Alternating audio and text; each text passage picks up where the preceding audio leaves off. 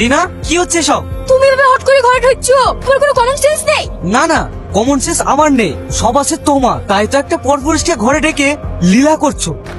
কাকে পরপুরুষ বলছো? ওটা আমার স্বামী, আর আজকে আমি ওকে বিয়ে করব তোমাকে ডিভোর্স দিয়ে। রিনা, এইসব তুমি কি বলছো? তোমার মাথা ঠিক আছে তো? আমি যেটা করছি ভালোর জন্যই করছি। আমি তোমার মতো ভিখিরির কাছে থাকতে পারবো না, যে তার বউকে একটা শাড়ি কিনতে মুরুদ নেই, সে নাকি আমার স্বামী। তুমি বাড়ি থেকে বেরিয়ে যাও। হ্যাঁ আমি যাব, কিন্তু কাজটা তুমি ভালো করলে না, এর ফল একদিন তুমি পাবে। বিজয়, তুই ফিরে এসেছিস বাবা? বৌমাকে আনলি না? কিরে কাঁদছিস কেন? ড্যাড, তুমি যা বলেছো আমি রিনাকে চিনতে ভুল করেছি ড্যাড। আমি এর ফল পেয়েছি। বৌমা তোর সঙ্গে এই ব্যবহার করেছে? হ্যাঁ ড্যাড। ওই জন্য তো বলেছিলাম মেয়েদেরকে চেনা বড় কঠিন। ফ্রেশ হয়ে বিশ্রাম করগা। না ড্যাড, আমি অনেক বিশ্রাম করেছি, আর না, আমি এক্ষুনি অফিসে যাব। সুমন, কাগজগুলো পাঠিয়েছো? না স্যার। একটা কাজও তুই ঠিক মতো করিস না।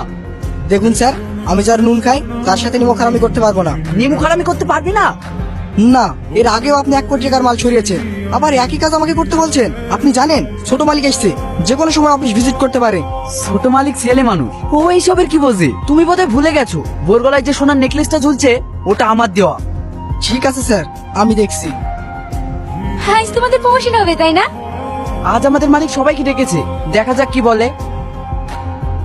আজকের এই মিটিংটা বিশাল বড় একটা তাৎপর্য আছে। আজ 30 বছর এই কোম্পানির আমি মালিক ছিলাম, আজকে সেটা হ্যান্ড ওভার করতে চাই। আজ থেকে এই কোম্পানির মালিক হবে আমার একমাত্র ছেলে বিজয়। কামিন। আজ থেকে আমি আপনাদের নতুন দায়িত্ব পালন করছি।